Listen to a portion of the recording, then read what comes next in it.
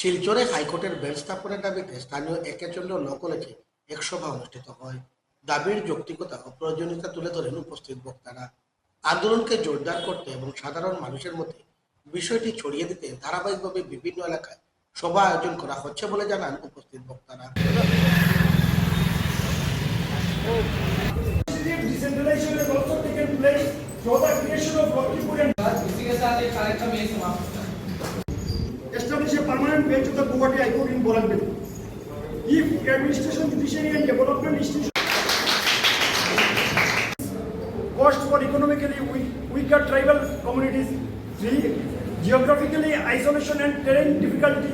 Dimasa is a hill district with difficult terrain, existing road to Guwahati via NH27 and hill stretches, frequent landslide and road blocks during monsoon, limited all-weather road connectivity. A bench in Boragpally reduces dependency on long-distance hill travel.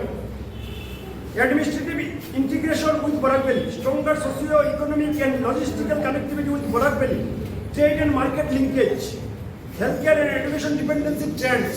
Judicial linkage with Boragpally is more practical than with Guwahati. যে আমাদের যে পুরো বরাকের দীর্ঘদিনের যে আমাদের যে ডিমান্ডটি আছে যে আমাদের বরাক উপত্যকায় একটি হাইকোর্ট বেঞ্চ নির্মাণ হতে লাগবে বা হতে হবে। তো এই ডিমান্ডের জন্য আজকে বরাকের হাইকোর্ট বেঞ্চ ইমপ্লিমেন্টেশন কমিটির দ্বারা অরুণ কুমার চন্দ্র ল কলেজে একটি অ্যাওয়ারনেস প্রোগ্রাম আয়োজিত হয়েছে এবং আমরা জানি যে এই যে হাইকোর্ট বেঞ্চের যে ডিমান্ডটি সেটা আজকের থেকে নয়, সেটা বিগত অনেক বছর ধরে এই ডিমান্ডটি আমরা এই ডিমান্ডের জন্য অনেক মানুষরা কথা বলে যাচ্ছে, মুভমেন্ট চলছে, কিন্তু কি হয়েছে আমরা দেখেছি যে বিগত অনেক বছর হয়ে গেছে কিন্তু আজ তক পর্যন্ত এই ডিমান্ডটি ফুলফিল হয়নি।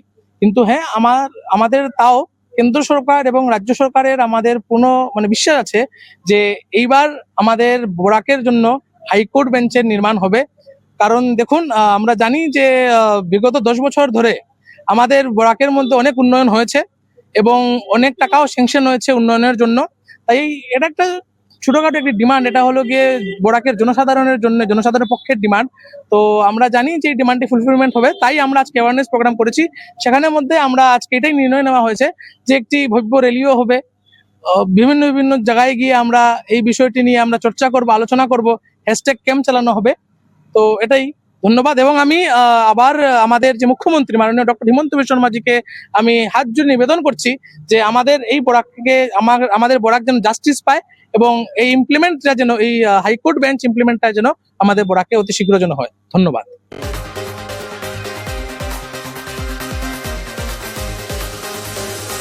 এমকেসিএন রিপোর্টার আজ এ পর্যন্ত। আগামী দিন আপনাদের সঙ্গে আবারও দেখা হবে একই সময় একই চ্যানেলে। নমস্কার।